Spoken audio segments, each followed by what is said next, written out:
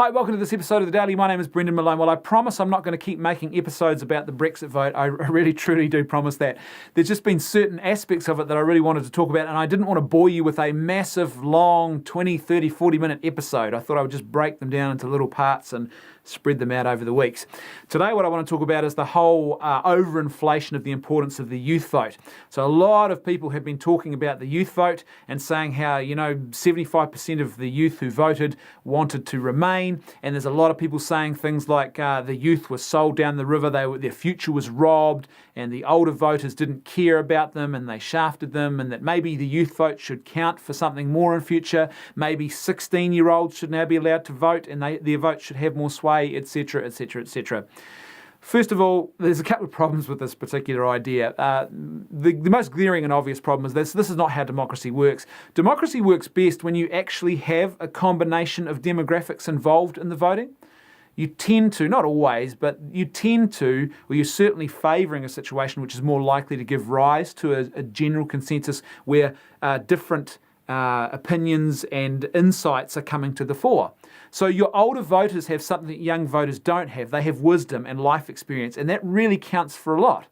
The younger voters bring passion and exuberance and idealism, and that helps to curb the excesses of older voters, the cynicism that can often creep in, the failure to think out of the box, or that stale thinking you can get stuck into when you're not naive and you're not idealistic.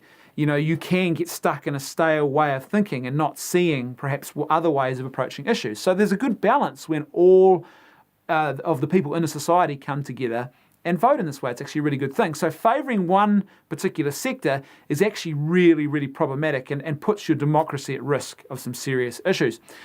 Secondly, the other issue here is the fact that, according to the poll, something like only 31 to 36% of 18 to 24-year-olds actually even turned out to vote. So the way that this youth vote has been hyped up really sort of doesn't measure out in the statistics.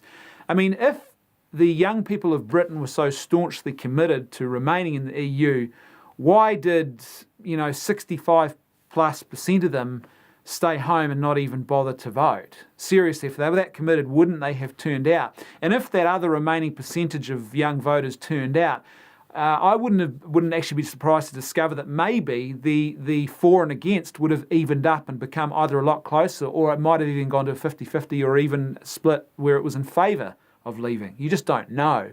So it certainly has really been overinflated, I think, and used as a propaganda tool that sort of doesn't really have a lot of sound merit behind it. I think the other thing too to young voters is that we need to challenge them, not enable them when it comes to this issue. Well, what you're doing by saying that you've been sold down the river and the youth vote should count for more is you are enabling a sense of entitlement around democracy and around voting that doesn't exist, and it's not real and it's very, very dangerous. None of us are entitled to our future. The future is something that you give yourself to, you work at, you earn by the way that you contribute to and give yourself to building that future. It's not something that exists out there in the ether in which, you are entitled to have just by virtue of the fact that you're next in line. That's not how this works. And I don't think we want to instill any more of a sense of entitlement in the generations that are coming through. Instead, what we need to do, I think, is encourage them to rediscover a sense of communal responsibility and a sense of engagement with the whole community, not just their own self-interest, and a sense of self-giving. And when you do that, I think you end up with a society, a democratic society that really is starting to build something good and is putting itself on a much more balanced and level playing field. You can never build utopia or perfection, so don't even bother to try to do that.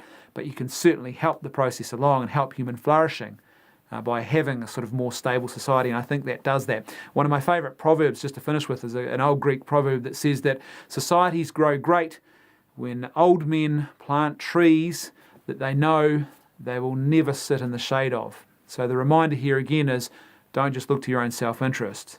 Look to building something for the good and the flourishing of everyone else around you as well. Thanks for watching. I'll see you tomorrow on The Daily.